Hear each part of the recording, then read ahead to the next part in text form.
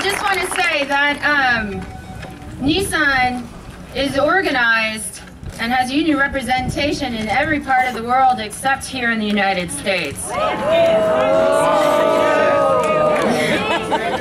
So we've been working with our colleagues that represent Renault and Nissan workers around the world, in Japan, in the UK, in France, in Brazil, in Mexico, everywhere. And I'm very, very proud to introduce our international guest who decided that they had to be here today because they knew what a historical moment this is in the campaign.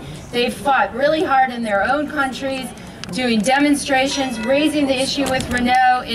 In Brazil, our Brazilian colleagues followed the Olympic torch that Nissan sponsored for a full month, would not let Nissan go, and they've been incredible with dealership actions, etc. So I'm just going to talk about some of the folks that are here, and they're over here. Introduce yourself if you get a chance. We have Fabian Gesch.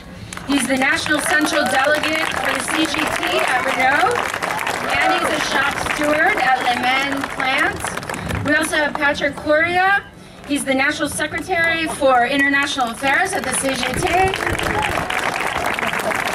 And then our Brazilian colleagues, we have Josimar Assis. He's the organizing director for the Sao Paulo Commercial Workers, UGT. They represent the dealerships, Nissan dealerships, and they've put on massive demonstrations at the dealerships and really upset Nissan. We also have Paulo Caires, who's president of the National Metal Workers Confederation for CUT in Brazil, one of the largest confederations in Brazil.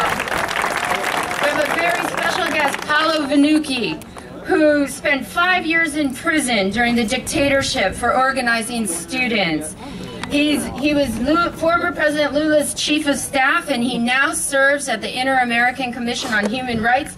And believe you me, he is raising Nissan's behavior every chance he can get. We also want to welcome Rafael Marquez. He's president of the ABC Metal Workers Union.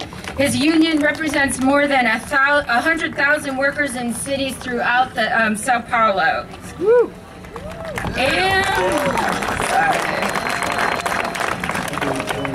a very special lady, very strong sister, Monica Veloso. She's vice president of the National Confederation of Metal Workers for Força Sindical.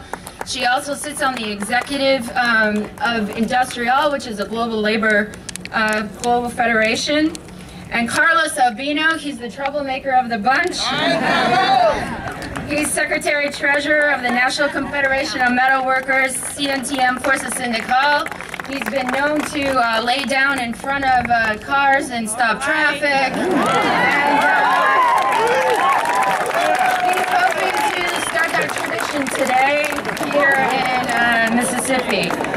And last but not least, we have Reginaldo Jose Ferreira. He's president of the Metal Workers Union of Anápolis, Brazil. He represents Hyundai workers and 82 other companies.